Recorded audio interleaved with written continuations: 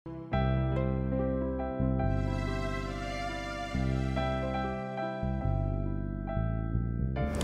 নতুন উদ্যোক্তা যখন ই-কমার্স বিজনেসে আসে তখন সে আসলে দিশেহারা থাকে যে কিভাবে শুরু করবেন।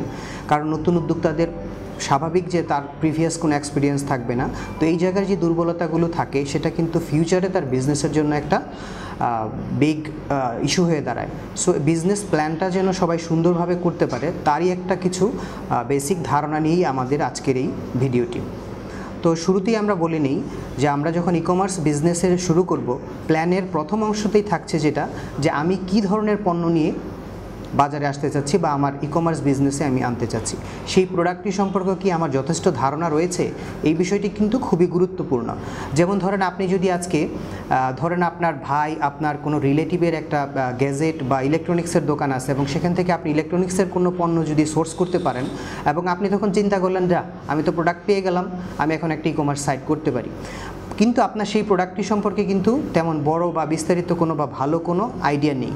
তো এখন আপনি যখন সেই প্রোডাক্টটা বিক্রি করবেন, কাস্টমার আপনাকে ফোন করতেই পারে যে ভাই আপনাদের ওই প্রোডাক্টটাতে কি এটা হয়, আপনি তো প্রোডাক্টটা সম্পর্কে জানেন না, আপনাদের ওই ডিভাইসটাতে কি ভাই এটা সাপোর্ট করে। এমনও হতে পারে আপনি এটার উত্তর দিতে পারলেন, আবার এমনও হতে পারে যে ক্লায়েন্ট নিজেই সেই ডিভাইসটা অপারেট করতে পারছে না ঠিক মতো এবং সে বলছে আপনার প্রোডাক্ট তো নষ্ট, কারণ আপনিও সেটা ভালো বুঝতেছেন না এবং ক্লায়েন্টও বুঝতেছে না, ফলে দেখা গেল প্রোডাক্টটা রিটার্ন আসলো, কিন্তু প্রোডাক্টটা আসলে ছিল কি ভালো। সো এখানে শুধু আপনার প্রোডাক্টটা সম্পর্কে মিনিমাম ধারণা না থাকার কারণে এই ধরনের ইস্যুগুলো তৈরি হতে পারে। সো এটা হচ্ছে একটা মাত্র এক্সাম্পল, তো এই ধরনের হাজারো এক্সাম্পল তৈরি হতে পারে যদি যেই বিজনেসটা আপনি করতে চাচ্ছেন সেই বিজনেসের প্রোডাক্ট সম্পর্কে যদি আপনার ভালো ধারণা না থাকে। আপনার যত ভালো ধারণা থাকবে আপনি কাস্টমারকে বা বিজনেসটাকে তত ভালো গ্রো করতে পারবেন, যে ওই জিনিসটা সম্পর্কে আপনার একটা ইনডেপথ ধারণা আছে। এরপর হচ্ছে যে ধারণা থাকলেই কি আমার সেই প্রোডাক্টটা নিয়ে নামা উচিত, এই প্রসঙ্গে যদি বলি তাহলে আমার একটা প্রোডাক্ট সম্পর্কে বেশ ভালো ধারণা আছে কিন্তু মার্কেটে সেটার চাহিদা নেই। তো আমার একটা ধারণা থাকলেও আমাকে কিন্তু এখানে একটা বিচক্ষণতার পরিচয় দিতে হবে যে সেই প্রোডাক্টটা মার্কেটে কতটুকু চলবে বা মার্কেটে এই মুহূর্তে কতটুকু চাহিদা আছে। আমি একটা জিনিস ভালো জানি, দ্যাট ডাজন্ট মিন এটা এখন ভালো সেল হবে বা প্রফিটেবল একটা প্রোডাক্ট হতে পারে।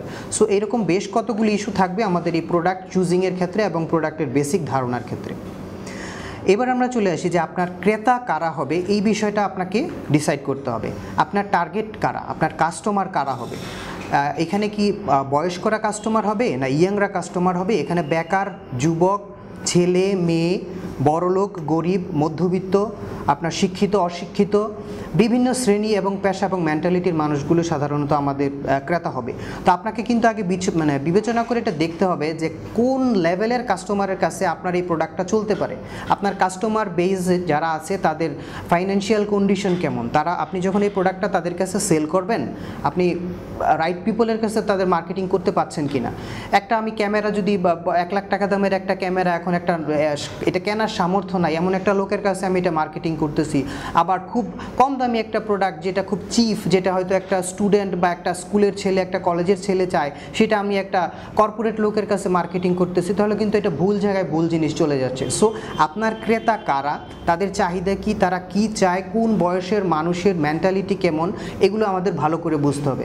আমাদের দেশের যারা ক্রেতা রয়েছেন, এক এক দেশের ক্রেতার একটা কি বলবো কাস্টমার বিহেভিয়ার আছে। তো তাদের এই বিহেভিয়ারগুলো দেশ টু দেশ ভেদে, স্থান টু স্থান ভেদে এগুলো কিন্তু ভেরি করবে। আমাদের এটাকে স্টাডি করতে হবে। ঢাকার মানুষের চিন্তা করার স্ট্র্যাটেজি এবং কোনো একটা নির্দিষ্ট জেলা বা ওইরকম আরেকটা অন্য কোনো এখানে সবার কিন্তু চিন্তা করার ইয়েটা একরকম না। আপনি যেটা মার্কেট করছেন বা যেটা আপনি প্রমোশন করার চেষ্টা করছেন সেটা কীভাবে অ্যাকসেপ্ট হচ্ছে সেটা কিন্তু আপনাকে একটু স্টাডি করে দেখতে হবে। সো এই জায়গাগুলোতে আপনার ক্রেতা সম্পর্কে একটা ভালো ধারণা থাকতে হবে, তা না হলে এটাও কিন্তু হবে আরেকটা বিগ ইস্যু আপনার সাকসেসের পথে বাধা হয়ে দাঁড়ানোর জন্য। এবার যদি আমি আরেকটা পয়েন্ট বলি যে এরপরের পয়েন্টটা হতে পারে মার্কেট অ্যানালাইসিস। এই প্রসঙ্গটা হয়তো আমার আগের কথায় কিছুটা চলে এসেছে যে আপনি যে প্রোডাক্টটা যাদের কাছে বিক্রি করবেন তাদেরকে চিনা, আপনি সেই প্রোডাক্টটা ভালো করে জানা, সেই প্রোডাক্টটা বাংলাদেশের মার্কেটে যদি আপনি বাংলাদেশের মার্কেটে সেল করতে চান, সেটা বাংলাদেশের মার্কেটে এটার চাহিদা কতটুকু আছে, এটার ক্রেতা কারা, এই জিনিসটা আপনাকে ভালো করে অ্যানালাইসিস করতে হবে।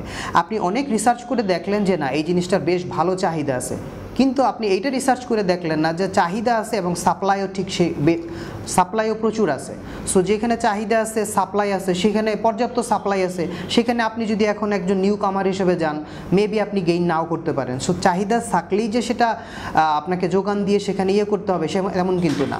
তা আপনাকে খুঁজে বের করতে হবে ওই জায়গাটা মার্কেট রিসার্চ করে যেই জায়গায় প্রচুর চাহিদা আছে বাট সাপ্লাই নেই, বা এমন একটা ইউনিক প্রোডাক্ট যেটা সবাই খোঁজে কিন্তু সেটা কেউ দিচ্ছে না। ওই জায়গাটাতে যদি আপনি ফোকাস করতে পারেন তাহলে এটা আপনার জন্য মানে সাকসেসফুলের রেটটা অনেক বেশি হবে। সো মার্কেট অ্যানালাইসিস করে এই জায়গাগুলো কিন্তু আপনাকে বের করতে হবে। এবং অ্যানালাইসিস আমি কিভাবে করব? এখন অ্যানালাইসিস আপনি অনলাইনে করতে পারেন এবং অফলাইনে করতে পারেন। যেমন আমি যখন মাঝে মাঝে কিছু অনলাইনের কাজ করি নিজের জন্য আর কি, তখন আমি বাংলাদেশের সবগুলো বড় বড় সাইট সবগুলো আমি ঘাঁটি, দেখি তারা কি বিক্রি করতেছে, সেখানে কোন প্রোডাক্টটা বেশি চলতেছে, কোন প্রোডাক্টটাতে ওরা প্রমোশন দেওয়ার পরে প্রচুর লাইক কমেন্ট আসতেছে, কোন প্রোডাক্টটা ওরা কোনো বড় একটা সাইটের হোম পেজে শো করতেছে, কোন প্রোডাক্টটা এখন মোস্ট পপুলার বা হট আইটেম হিসেবে তাদের ওয়েবসাইটে আছে। এগুলো দেখে কিন্তু ধারণা করা যায় যে মার্কেটে এখন কোন জিনিসগুলো প্রচুর চাহিদা।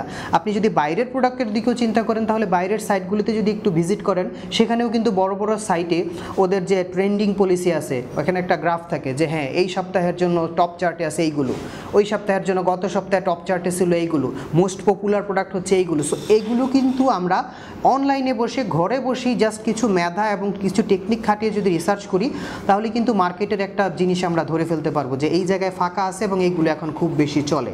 এবং অলওয়েজ আপনাকে কিছু ব্লগ বা এই ধরনের কিছু পড়তে হবে যেখানে আপনার সব সময় নতুন কি মার্কেটে আসতেছে, কি এখন আসে নাই, ওই জায়গাটা ফাঁকা আছে, এগুলো সম্পর্কে কিন্তু আপনি ধারণা পাবেন।